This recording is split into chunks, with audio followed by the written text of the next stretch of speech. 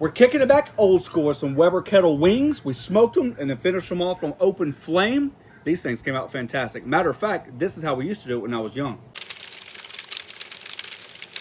All too often we hear the same thing over and over and over again. Now that I have a ceramic from Primo and I have my Weber Summit Charcoal Grill Center, which has now been renamed the Weber Kamado, we hear it all the time. You can't do that on a standard Weber. I've been cooking for 30 years and what you just did, you can't do on a Weber. So let's squash it today. Let's kick it back old school with old school wings done traditionally on a Weber kettle, the same way I started when I was knee-high or grasshopper. And the method that we're gonna do today is what I would consider a reverse sear. It's kind of the same idea as a reverse sear. Cut them up, season them, dry brown them. Then we're going to start the grill with a little bit of smoke. Allow that temperature to come up slowly. Crank that temperature up because we need to be able to remove that fat. And then whatever flavor profile you want to add after that is up to you. I think we've got a unique flavor profile today because I want to try something different. However, whatever you decide to do after that is up to you. But to get to point A to point B is the most crucial point, and that's what we're doing today. Show you how to get to point A to point B, and you guys can figure out point C, which is flavor. So we have 2 packs of chicken because there's no way in the world I'm gonna take all this time and effort and only eat 1 pack. Funny enough, growing up, Dad never cut the tips off of his wings. We always had the wings just the way they are right out of the pack. So what I do, easy enough, right? You take the tip off, it's getting fall.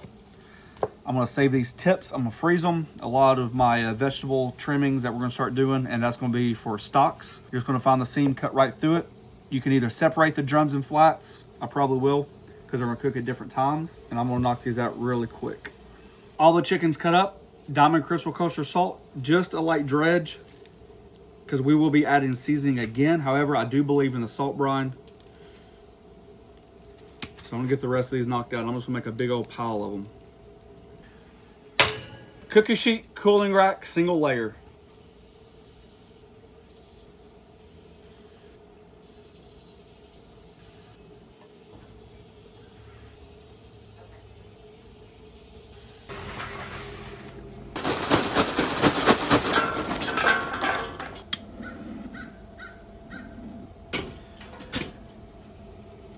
The biggest thing about charcoal maintenance, especially in the size of charcoal grills that we have, right? They're, whether it be the Primo, like we said, the Weber, or the small Weber kettle like this. All those size does matter. It's more important how you set up your charcoal. You see here, we got charcoal banked up to the right side because we use all this space. All too often, you've heard it called the 2-zone system. However, just because you have a 2-zone system set up doesn't mean that the right side isn't too powerful and too hot. So I call it a lazy man snake. I don't even know if there's a right term for it. The whole point is you can do a lot of research online about the snake method. Quickly enough, you take a briquette just like this. Kingsford, very popular. I'm using Jealous Devil today. You stack them up and arrange them in a specific design where they overlap each other so you can't eat a lot of fuel at the same time, right? If you add a lot of fuel to one spot, it combusts and gets hot. That's how you overshoot your temps. So what I'm doing, I'm adding only about 10 briquettes per se of charcoal. And what we're gonna do, we're gonna add the charcoal right here. As that charcoal fuels itself, it's gonna eat the only thing it knows what to, right? It can't go left because there's no fuel. So it's gonna naturally funnel right, as you guys are seeing it. And then it's gonna work its way around. That's important. The other thing I can say is, I'm not a huge lump charcoal fan when it comes to small charcoal grills. You can get away with it in a big stick smoker. You can get away with it like on the Weber. The Primo is a little bit different. You can, but it's set up different. Woo, that thing's smoky. And the reason is charcoal sizes, when you come to lump, are so drastically different that it's hard to space out correctly. And what happens is you have massive temperature swings. The reality of the temperature swings are really good for a lot of beef, a lot of proteins, but when you set up a small grill like this, it's more important to try to get more even temps, more fluid fluctuations of your temperatures. So I'm a charcoal briquette fan when it comes to operations like this, but I am using lump to show you that it can be done. You're going to have to excuse the fly fans because them son of a guns are like a beacon for this chicken. So we already did our salt brine. It's been honestly about 4 hours. It's dried out pretty well. I'm pretty impressed with the way it's dried out. So we're gonna spice that, salt, pepper, garlic, and jalapeno, a little bit of butter. It's got a little buttermilk in there. And this is gonna be our base. So I'm just gonna let you come back. You don't need a lot of seasoning. And each one of these is gonna get a nice little coat. Remember, they've already got that salt on there, so you don't wanna go heavy on the seasonings, but this seasoning isn't salt forward. So you can get away with adding just a little bit more without worrying about your salt levels.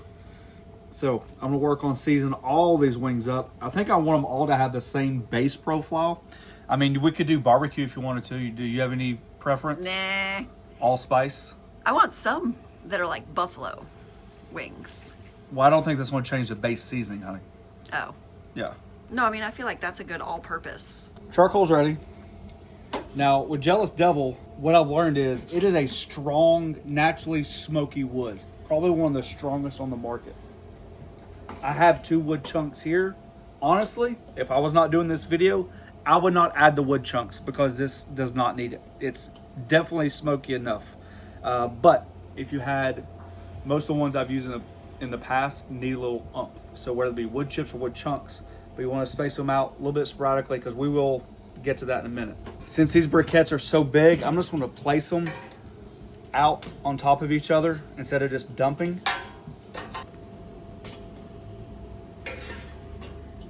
So what I'm doing now is just moving more charcoal up to the head. Because like I said, as it eats, it needs something to eat. So if you have it too thin, it'll never make it.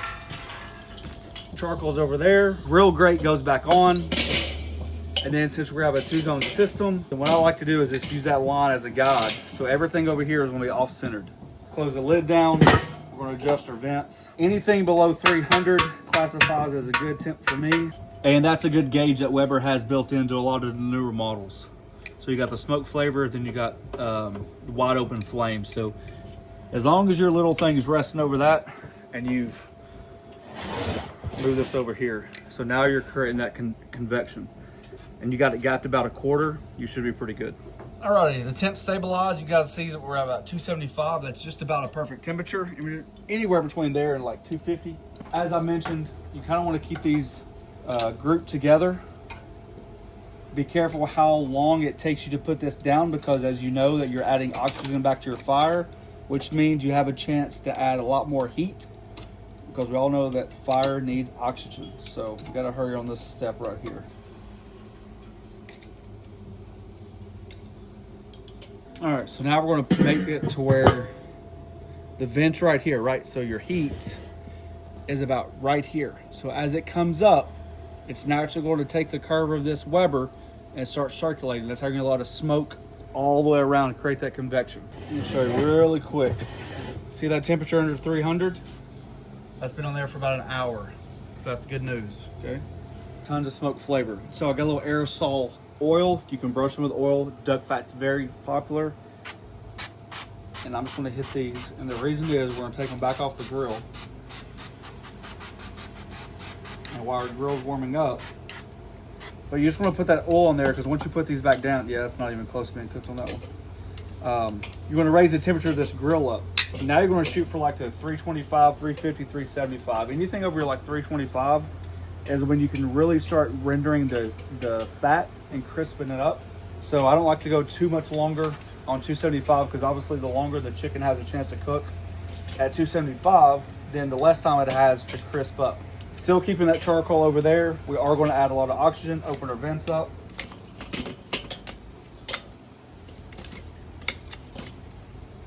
So now what we're looking to do is to maximize the temperature.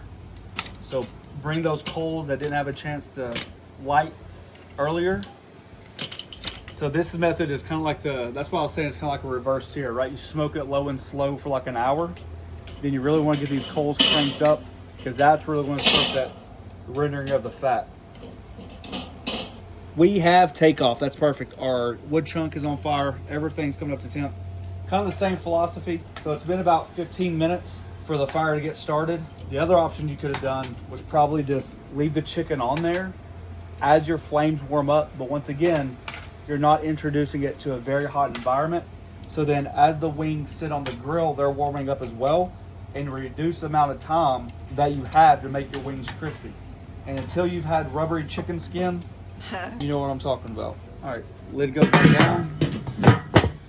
The coals are there. We're gonna adjust our lid wide open. About 40 minutes later, you should have yourself some good looking wings. Look how much color we got here. Let me show you this lid trick right here. We're averaging about 400 degrees with the lid closed. So what I did, instead of closing the lid completely and only allowing that much air to come through, one advantage of the Primo and my other Weber was you can open that lid and have a complete circumference or radius, whatever you want to call it, of airflow, right? It's max airflow. You're restricted on here. So go ahead and just pop your lid open a little bit. And now you see how much airflow comes in there. You're still allowing that smoke to circulate, but it catches a little lip and then that fire really jumps up there. So what I'm gonna do now is start working on the drums. I like to finish them over coals. Typically your bottoms aren't as colored, but since that fire is over there, you gotta be really careful because this will happen fast. We're about 185 degrees roughly through there. Really and truly, the only thing I've done different on this besides the other two grills that I have is spacing. You got to be careful about your spacing. You don't have the luxury of having as much space, but the charcoal doesn't matter what grill it's in, right? Frank's red hot. Hey, that's a hack. Yep, I see a lot of people doing it. It's pretty cool. That way you just don't drown it in buffalo sauce. I'm gonna hit these over here too while I'm at it. Ooh, and we have our homemade blue cheese dressing in the fridge. Can we show them how I made it? Here we go, equal parts mayonnaise, sour cream. You guys know the drill. I opted to get a smoked blue cheese. You guys can do whatever blue cheese you want to. Just get it in there, somehow, some way. Always try to incorporate a little bit more flavor. Dang, that's good. That's Treasure Cave brand for anyone wanting to know. That is very creamy. And I like a creamy blue cheese. A little bit on the moderate spot. You get a little smoke at the end. Garlic. Here's the fun stuff. You're always looking for ways to incorporate buttermilk into something because you just bought it for the brine. Add it to your dressing. Black pepper. I go heavy on the black pepper. Salt. W sauce. A couple of dashes of hot sauce. Not too many, about 3. Secret ingredient, horseradish. Not only do it in our ranch dressing, we do it in our blue cheese as well. I'm telling you, it just adds a little unexpected mild kick, and it is fantastic. See that? That's what you're looking for, just to char that bottom up. Plenty of smoke. Just rotating them around. Finish the drums off first, because the flats will only take a second. And as you can imagine, same thing. See that light color on the bottom side of the wing? So we're worried about the bottom, not the tops. So I'll move the drums over here. They're done finishing up. Oh, does that one actually turn like the other one? Well, honey, I think all the Weber kettles turn. It's just we got the oval on the Primo, and you can't turn an oval. Ah. Yeah.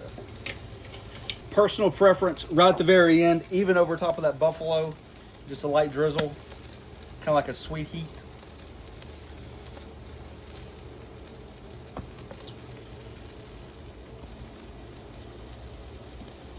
And then right at the very end, just a little.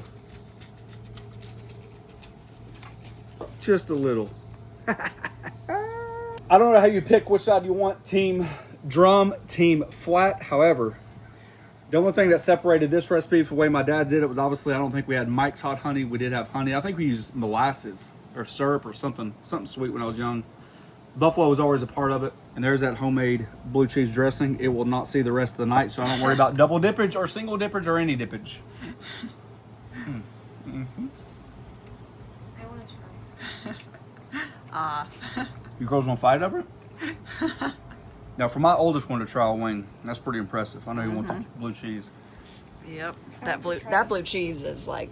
You want to try the dressing too? What? Wow.